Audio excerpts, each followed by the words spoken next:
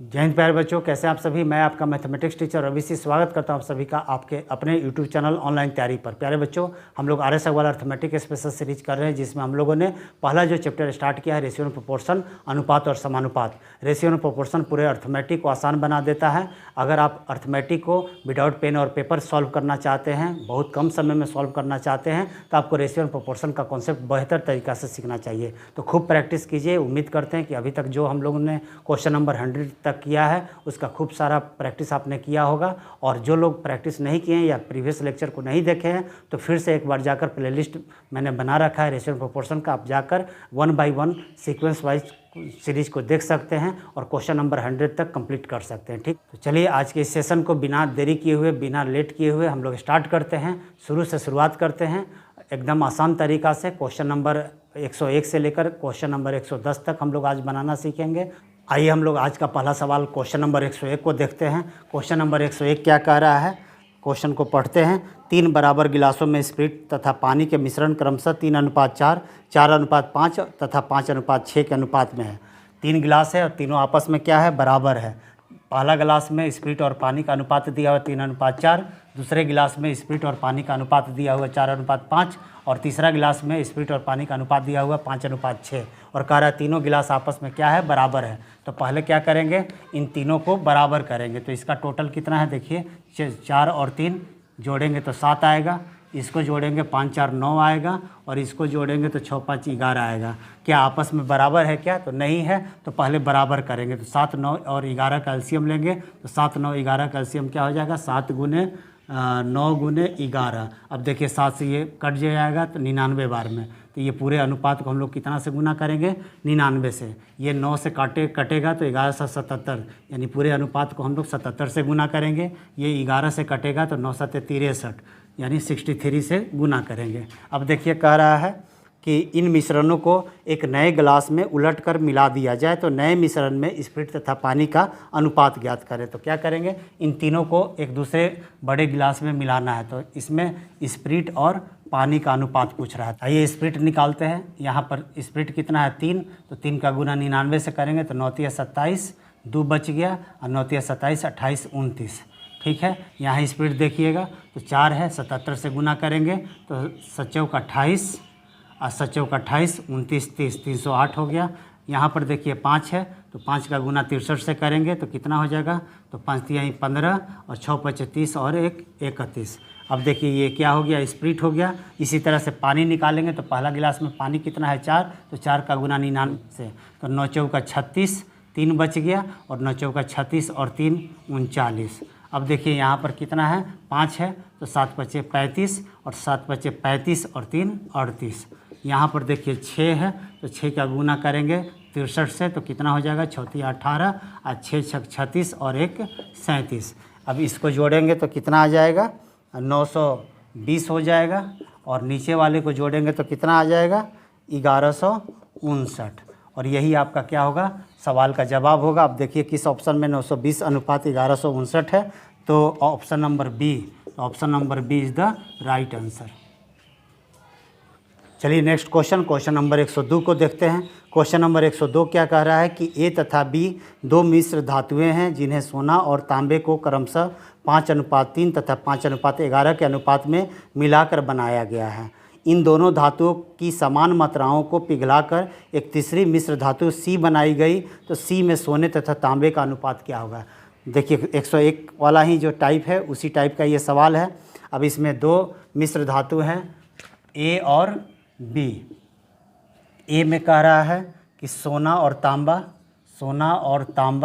कितना कितना है, 5:3। ठीक है, और बी में सोना और तांबा कितना है, 5:11।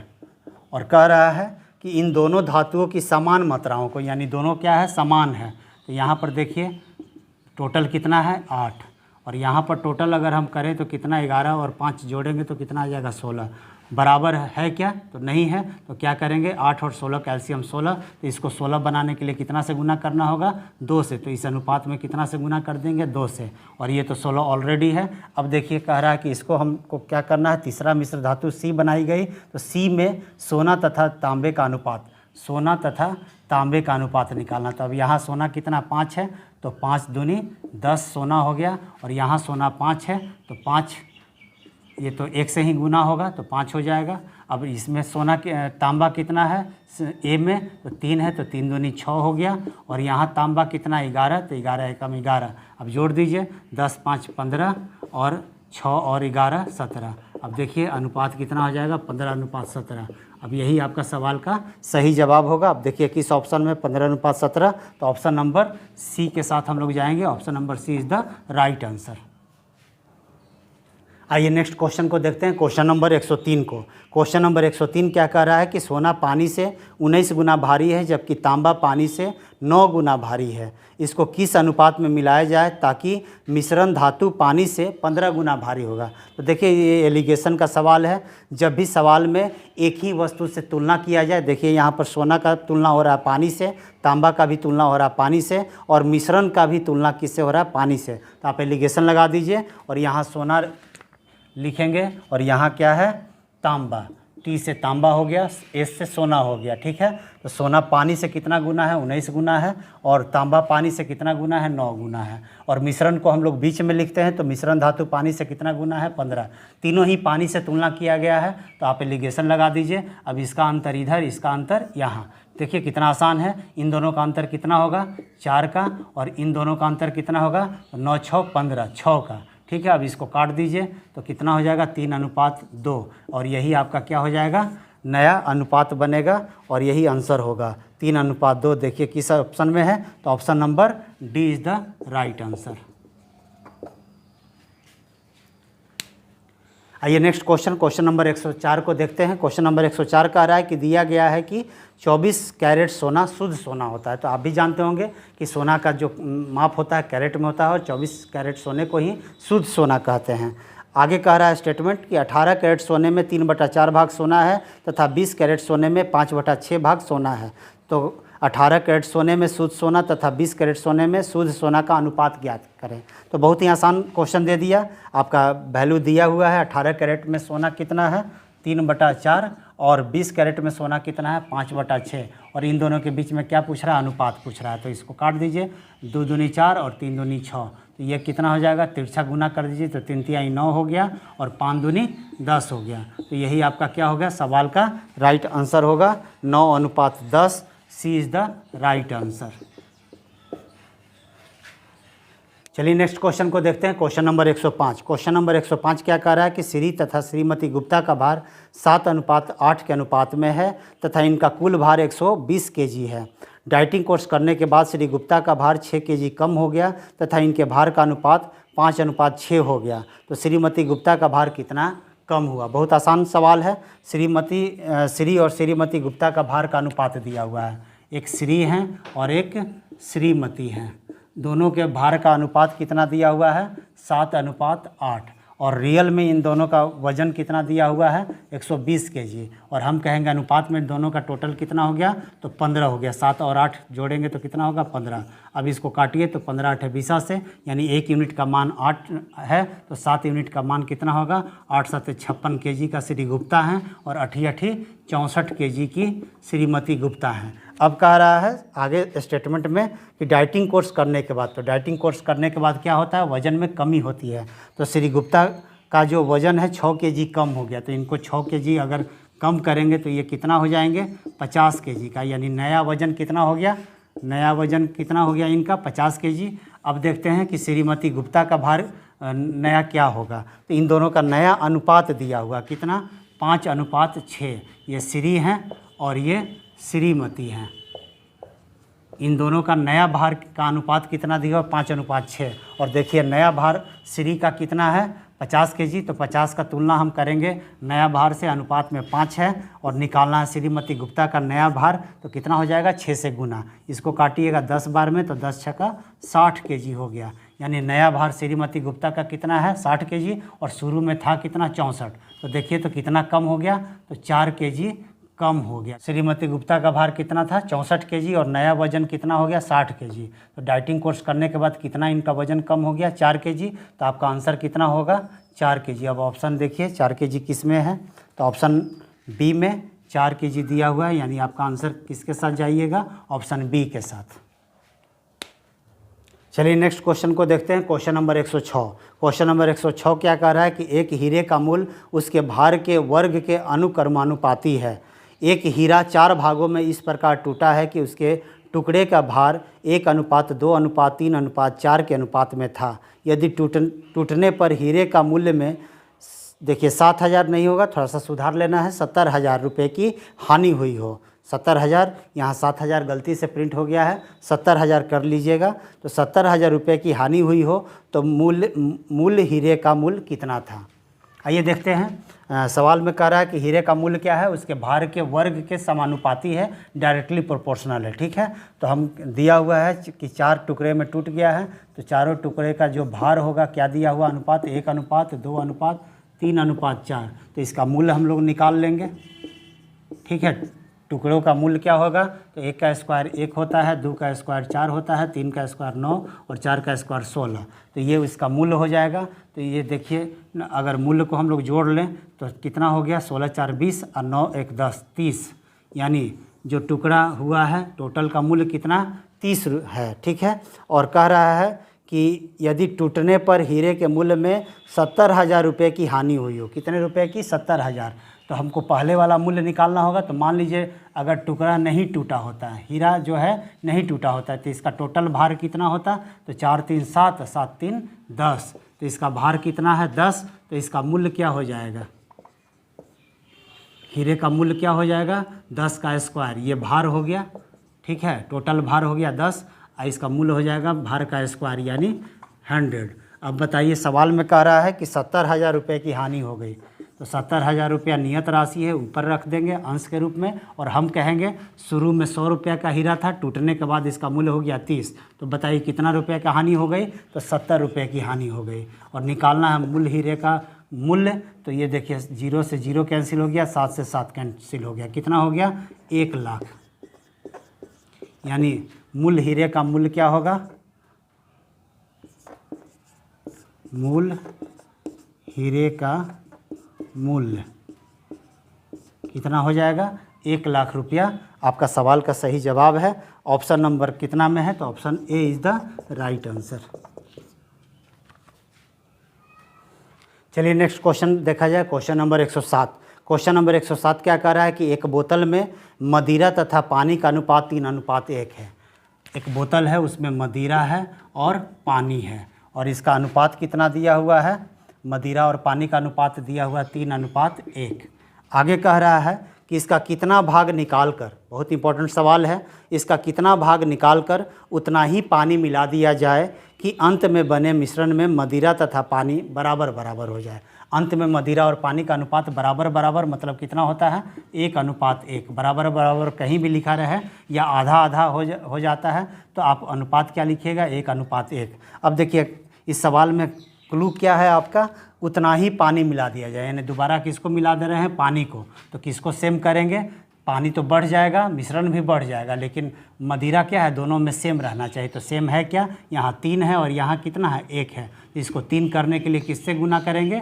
3 से पूरे में गुना करेंगे। तो ये 3 हो गया और ये भी 3 हो गया। ठीक है, अब देखिए कह रहा है कि कितना भाग निकालकर उतना ही पानी मिला दिया जाए, यानी जितना पानी मिला रहे हैं उतना ही मिश्रण का भाग निकला है, और आपसे कह रहा है कितना भाग निकालकर उतना ही पानी मिला दिया जाए। तो जितना पानी मिलाया गया उतना ही भाग निकाले हैं। तो पानी कितना हम लोग दोबारा मिलाए हैं? तो 1 था पानी, हो गया 3, यानी 2 भाग पानी क्या किए हैं? मिलाए हैं। तो इतना ही मिश्रण क्या होगा? निकला होगा। और इस तरह का सवाल में अंतिम वाला जो अनुपात होता है यही आपका प्रारंभिक मिश्रण होता है। तो कोई भी हम भाग निकालें या प्रतिशत निकालें, मूल मान को नीचे रखते हैं। तो प्रारंभ में मिश्रण कितना था? तो 3 + 3 कितना? 6। अब इसको सॉल्व कर दीजिए, भाग पूछ रहा है तो फ्रैक्शन, तो 1 बटा कितना हो जाएगा? 3। अब देखिए सवाल का आंसर 1/3 है। ऑप्शन कितना में है? तो option number A is the right answer. चलिए हम लोग नेक्स्ट क्वेश्चन को देखते हैं, क्वेश्चन नंबर 108 को। क्वेश्चन नंबर 108 क्या कह रहा है कि संपूर्ण पृथ्वी पर थल और पानी का अनुपात 1:2 है। पूरा पृथ्वी जो है, पृथ्वी पर एक थल है और दूसरा पानी का रेशियो दिया हुआ है। तो थल और पानी का अनुपात कितना कितना है, 1:2 है। और कह रहा है कि उत्तरी अर्धगोलार्ध पर, उत्तरी गोलार्ध पर थल और पानी का अनुपात कितना दिया हुआ है, 2:3, 2:3। तो आगे कह रहा है कि दक्षिणी अर्धगोलार्ध पर थल और पानी का अनुपात कितना होगा। बहुत आसान सवाल है, थोड़ा सा ज्योग्राफी का कॉन्सेप्ट यहाँ लगा दिया है। आपको पता होगा कि संपूर्ण पृथ्वी को 2 बराबर भागों में बांटा जाता है, उत्तरी गोलार्ध और दक्षिणी गोलार्ध में। यानी पृथ्वी का जस्ट आधा क्या होगा, उत्तरी गोलार्ध, और दक्षिणी गोलार्ध आधा होगा। ठीक है, तो आपको उत्तरी गोलार्ध का अनुपात दिया हुआ है, आपको से पूछ क्या रहा है, दक्षिणी गोलार्ध में, ठीक है, थल और पानी का अनुपात। तो आप क्या कीजिएगा, थोड़ा सा ज्योग्राफी का कॉन्सेप्ट लगाइएगा। ज्योग्राफी में हम जानते हैं कि पृथ्वी का आधा उत्तरी गोलार्ध होता है। तो टोटल पहले देख लीजिए, पृथ्वी और पानी, पृथ्वी पर थल और पानी कितना है टोटल, 3, और ये दोनों मिलाकर कितना है, 5। अब दोनों को क्या करेंगे, एलसीएम लेंगे, तो 5 × 3 = 15, इसको 30 बना देते हैं और इसको 15। अब देखिए ये टोटल 30 हो गया और इसका जस्ट आधा क्या हो गया, 15 उत्तरी गोलार्ध हो गया। तो इस अनुपात में हम कितना से गुना करेंगे, 10 से। तो ये कितना हो जाएगा, 10 एकम 10, और ये कितना हो जाएगा, 10 दूनी 20। यानी पूरे पृथ्वी पर थल कितना है, 10 है, और पानी कितना है, 20 है। यहाँ पर कितना से गुना करेंगे, 3 से। तो 3 से इस अनुपात में गुना करेंगे तो 3 दूनी 6 हो गया, और 3 × 3 = 9 हो गया। अब देखिए पृथ्वी में थल है 10 और उत्तरी गोलार्ध में है 6, तो दक्षिणी गोलार्ध में कितना थल हो जाएगा, 4। और उसी तरह से ये 20 है, उसमें से 9 घटा देंगे तो 11। यानी दक्षिणी गोलार्ध में थल और पानी का अनुपात कितना आ जाएगा, 4:11। अब यही आपका सवाल का सही जवाब होगा। अब देख लीजिए ऑप्शन नंबर कितना में है, 4:11। तो ऑप्शन नंबर ए के साथ हम लोग जाएंगे, A is the right answer. चलिए नेक्स्ट क्वेश्चन नंबर 109 को देखते हैं। क्वेश्चन नंबर 109 कह रहा है कि 2 धातुओं में जिंक तथा तांबे का अनुपात क्रमशः 2:1 तथा 4:1 है। दोनों धातुओं को किस अनुपात में मिलाया जाए कि नई धातुओं में जिंक तथा तांबे का अनुपात 3:1 हो जाए। देखिए इस तरह का सवाल जब भी आपके पेपर में आए तो आप क्या कीजिएगा, सभी से या तो जिंक ले रहे हैं तो सभी में जिंक लेंगे, और अगर तांबा लेंगे तो सभी से तांबा लेंगे, और मिश्रण का नियम लगा देंगे। ठीक है, तो चलिए देखते हैं। मान लीजिए सभी से हम क्या ले रहे हैं, जिंक ले रहे हैं। तो जिंक पहले वाले में कितना है, 2/3। ऊपर में जिंक का अनुपात लिखेंगे, टोटल को क्या करेंगे, नीचे लिख देंगे। और दूसरे वाले में जिंक कितना है, 4/5। और मिश्रण में जिंक कितना है आपका, 3/4। अब देखिए एलिगेशन लगाइएगा तो फ्रैक्शन में घटाना पड़ेगा। ठीक है, तो अगर आप फ्रैक्शन से बचना चाहते हैं तो आप क्या कीजिए, हर का एलसीएम ले लीजिए, हर का एलसीएम ले लीजिए। तो 3, 4, 5 का एलसीएम कितना हो जाएगा, 5 का 20 × 60। अब इसको 60 बनाएंगे नीचे वाले को तो 20 से गुना, तो ऊपर भी कितना से गुना, 20 से करेंगे। इसको 60 बनाएंगे तो 12×5 = 60 होगा, तो ऊपर भी कितना से गुना, 12 से। और नीचे ये 4 को 20 बनाने के लिए, 60 बनाने के लिए कितना से गुना, 15×4 = 60, तो ऊपर भी कितना से, 15 से। अब देखिए नीचे हर में क्या हो गया, सब जगह 60 हो गया, तो ऊपर वाला लिख दीजिए। तो कितना हो गया, 40, ये हो गया बरचौक 48, और ये हो गया 15×3 = 45। अब देखिए फ्रैक्शन से हम लोग बच गए। अब एलिगेशन लगा दीजिए। इन दोनों का अंतर कितना है, 5 का है ना, और इन दोनों का अंतर कितना है, 3 का। अब 3:5 क्या होगा, आपका सवाल का जवाब होगा। अब देखिए किस ऑप्शन में है, 3:5। तो 3:5 जो है ऑप्शन नंबर ए में है। तो A is the right answer. चलिए अब आज के सेशन का अंतिम सवाल को देखते हैं, क्वेश्चन नंबर 110 को। क्वेश्चन नंबर 110 क्या कह रहा है कि एक धातु में तांबा तथा जिंक 9:4 के अनुपात में है। एक धातु है उसमें तांबा और जिंक, ठीक है, कितना अनुपात में है, 9:4 के अनुपात में है। आगे स्टेटमेंट कह रहा है कि 24 किलो तांबे के साथ कितना जिंक पिघलाना होगा। तो 24, ये तो बहुत आसान सवाल दे दिया है। तांबा कितना दिया हुआ है, 24 kg, और हम भी तांबा अनुपात में कितना कहेंगे, 9। तांबा का तुलना तांबा से करेंगे, जो सवाल में देगा उसको हम ऊपर रखते हैं, और जो अनुपात में देगा उसको नीचे लिखेंगे। तांबा का तुलना तांबा से, और क्या निकालना है, जिंक निकालना है, तो 4 से गुना। अब ये कटता है तो काट दीजिए, 8 × 24 और 3 × 9, 8 × 4 = 32, ऊपर गुना होगा तो 8 × 4 = 32/3 kg हो गया। अब इसको लिखेंगे 3, ये 10, ये 2, यानी 10.2/3 kg। ऑप्शन है क्या, 10.2/3 kg। ऑप्शन नंबर ए में है, तो ऑप्शन नंबर ए के साथ हम लोग जाएंगे, यानी option number A is the right answer. तो देखिए हम लोग कितना आसानी से हम लोग क्वेश्चन को सॉल्व करना सीख रहे हैं। और देखिए अब स्टेटमेंट वाला सवाल है, तो स्टेटमेंट को बेहतर तरीक़ा से आप पढ़िएगा और बार बार प्रैक्टिस कीजिएगा, खुद से बनाने का कोशिश कीजिएगा, ठीक है। तो आपका मैथ बहुत स्ट्रांग हो जाएगा। रेशियो को 2 बार 3 बार ज़रूर बना लीजिएगा, रेशियो पर ही पूरा अर्थमेटिक टिका हुआ है। तो उम्मीद करते हैं कि आपको बहुत अच्छे से समझ में आ रहा होगा रेशियो एंड प्रोपोर्शन। और हम लोग देखते देखते 110 तक सवाल कर चुके हैं। यदि हमारी मेहनत आपको पसंद आ रही होगी, हमारा जो बताने का तरीका है आपको अच्छा लग रहा होगा, मैथ आपको फन लग रहा होगा, तो ज़रूर वीडियो को लाइक कर दीजिएगा। और अगर चैनल पर नए हैं तो चैनल को सब्सक्राइब करना ना भूलिएगा और बेल आइकन को ज़रूर प्रेस कर दीजिएगा, ठीक है। सोशल मीडिया फ्रेंड पर थोड़ा सा इसे शेयर कर दीजिए ताकि उन तक पहुंच सके वीडियो, उन स्टूडेंट्स तक पहुंच सके जिनके पास उतना साधन नहीं है, दूर दराज रहते हैं, है ना, वो बड़े शहरों में जाकर पढ़ाई नहीं कर सकते हैं। तो उनके लिए ये बहुत ही इम्पोर्टेंट है। तो ये आपका भी कर्तव्य है कि अगर आपको अच्छा लग रहा होगा, अगर आपको मैथ में अच्छा फील हो रहा होगा, तो आप इस वीडियो को थोड़ा सा फैलाइए, सब्सक्राइबर को बढ़ाइए। हमारे लिए बहुत ज़रूरी है मोटिवेशन। और मोटिवेशन किससे होता है कि आप जो कमेंट्स करते हैं, प्यारे प्यारे कमेंट्स आते हैं, तो उससे हमें मोटिवेशन मिलता है। तो अगर आप वीडियो को अंत तक देखे होंगे तो ज़रूर आपको पसंद आया होगा। तो प्लीज़ थोड़ा मोटिवेशन के लिए वीडियो अच्छा है या नहीं है आप थोड़ा कमेंट्स कर दीजिएगा। और कोई शिकायत हो तो ज़रूर कमेंट्स कीजिएगा, या किसी सवाल में आपको परेशानी हो तो ज़रूर कमेंट्स में हमें बताने का कोशिश कीजिएगा, ठीक है। तो चलिए मिलते हैं नेक्स्ट लेक्चर में, तब तक के लिए लव यू ऑल, जय हिंद।